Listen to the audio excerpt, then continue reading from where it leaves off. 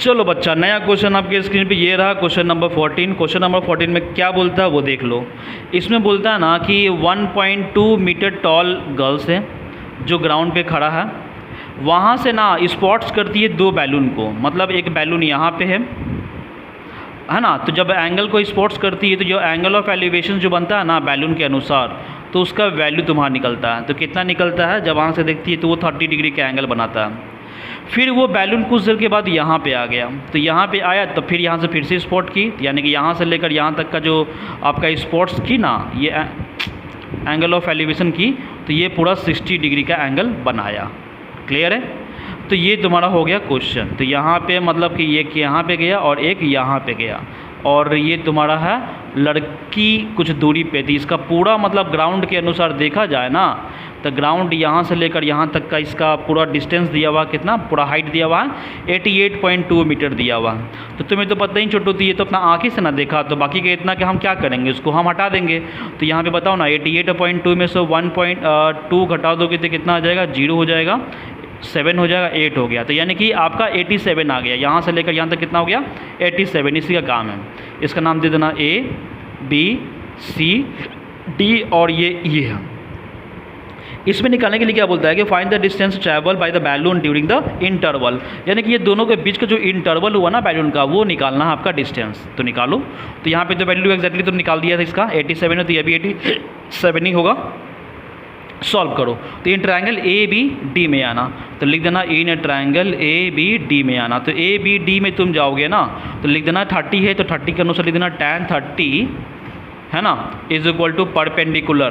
तो परपेंडिकुलर कितना दिया हुआ है, ए बी बटा क्या हो जाएगा, बी डी हो जाएगा, बी डी हो गया।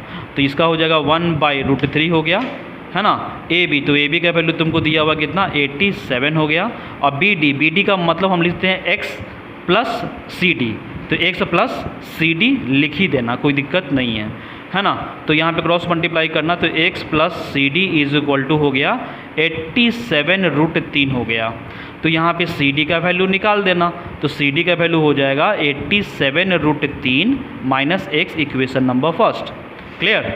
अब उसके बाद क्या करना ना कि आना ट्रायंगल ई सी डी में आना, तो यहाँ पे लिख देना in triangle E C D में आना।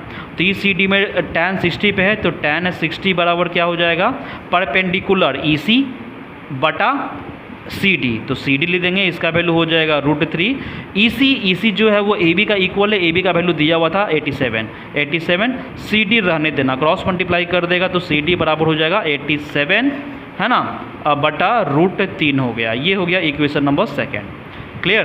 तो ये हो गया। तो ये फर्स्ट इक्वेशन ला दिया सी डी का वैल्यू, सेकंड इक्वेशन ला दिया सी डी का वैल्यू, तो दोनों की इक्वेट कर देना। तो यहाँ पे कर देना इक्वेशन नंबर फर्स्ट और सेकंड।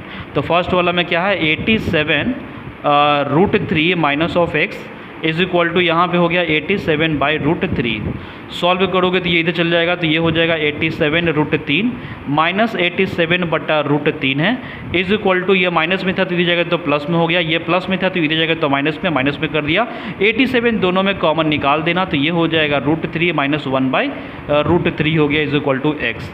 यहाँ पे एलसीएम लेना छोटू, तो 87 रहने देना, फिर ये वाला इससे मल्टीप्लाई तो हो जाएगा 3, तो 3 में से 1 गया बटा यहाँ पे √3। एलसीएम तो लेने आता ही होगा ना छोटू, है ना, बिकॉज इसके नीचे कुछ नहीं तो 1 है, दोनों का एलसीएम √3 होगा। तो √3 के टेबल में 1 के टेबल में √3 1 बार में, तो √3 मल्टीप्लाई √3 इसको हम मल्टीप्लाई कर दिए और फिर यहाँ पे तुम्हारे ये बच गया जो घटाओ जैसे सीखते थे एलसीएम वाला, है ना। तो यहाँ पे लिख देना 87 मल्टीप्लाई 2 बटा √3 इज इक्वल टू एक्स।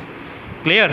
तो यहाँ पे कितना हो गया बच्चा, इसको ज़्यादा से ज़्यादा रैशनलाइज कर देना। तो 87 को 2 से मल्टीप्लाई, तो 7 7 14 8 8 16 1 17 है ना, और बटा यहाँ पे √3 है, तो यहाँ पे भी √3 और यहाँ पे भी दे देना √3।